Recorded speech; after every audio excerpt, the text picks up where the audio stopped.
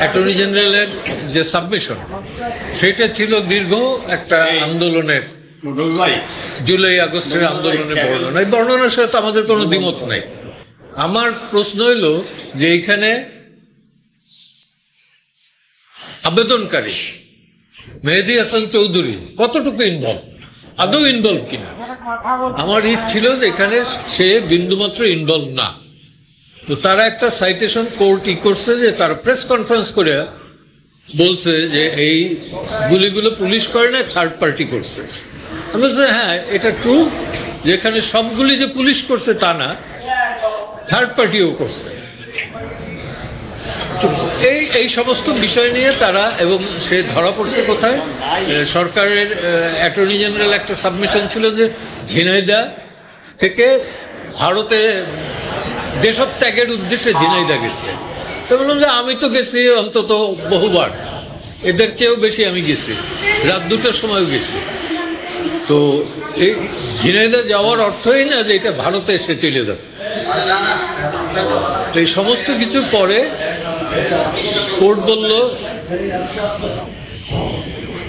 Court যে আদেশটা দিছে সেই আদেশটা হলো যে তারা সিপি তারা ফাইল করবে উইদিন স্টিপুলেটেড টাইম, অর্থাৎ হাইয়েস্ট 60 ডেজের ভিতরে, এবং সেখানে ফুল হিয়ারিং হবে, তাদের কি বক্তব্য আমাদের কি বক্তব্য দুইটাই।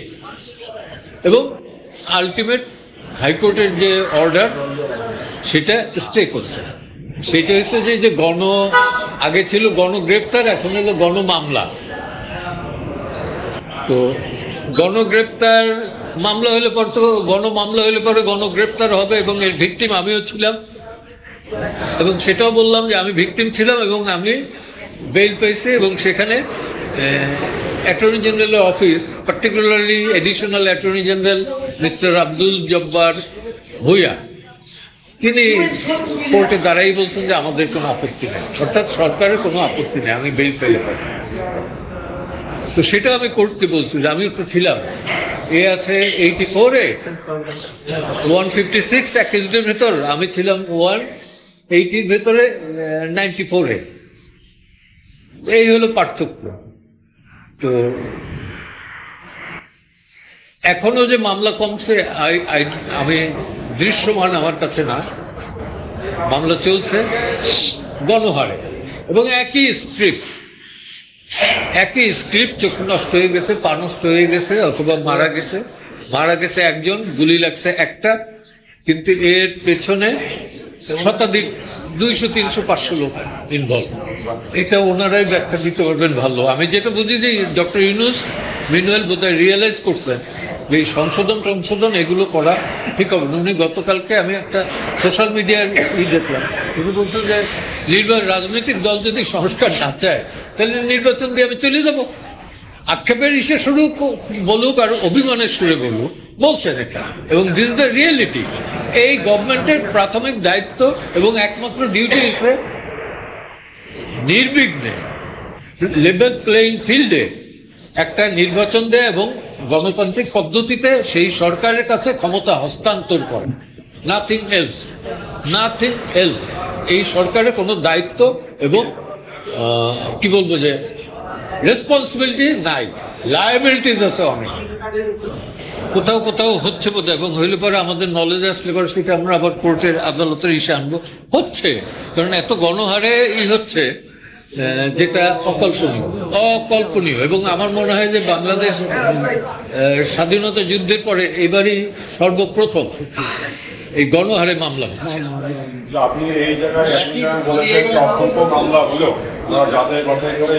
এটা আমি বলি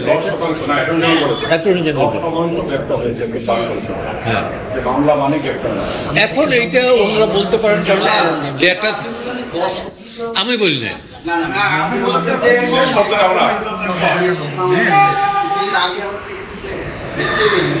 তাই নাকি? আমার জানা ছিল না।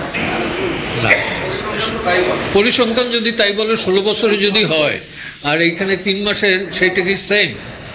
ওই পরিসংখ্যানে আনেন। রিজন আছে কি নাই এটা তো আমি বলি না, আমি বলছি যে সংখ্যাটা সংখ্যাটা 16 বছরে যা হয়েছে 3 মাসে তুলনামূলকভাবে বেশি হয়েছে। ইয়েস, যদি সুযোগ হয় শেখ হাসিনার পক্ষে করবো। একটু ক্লিয়ারলি বললাম যে যদি সুযোগ হয় তাহলে শেখ হাসিনার পক্ষে লড়াই করব ট্রাইব্যুনাল কেন, সব মামলাতেই। ব্যর্থ কি এখন হয়ে যায় না? আপনি কি মনে করেন মিডিয়ার স্বাধীনতা আছে, গণমাধ্যমের স্বাধীনতা আছে পূর্ণমাত্রায়? Not at all, I don't believe it. কিন্তু বললাম যে আজকে যা বলে গেছে এটি পুরোপুরি আসে কিনা সন্দেহ হবে, তারপরও এরা রিকোয়েস্ট করছে দেখে আমি আসলাম।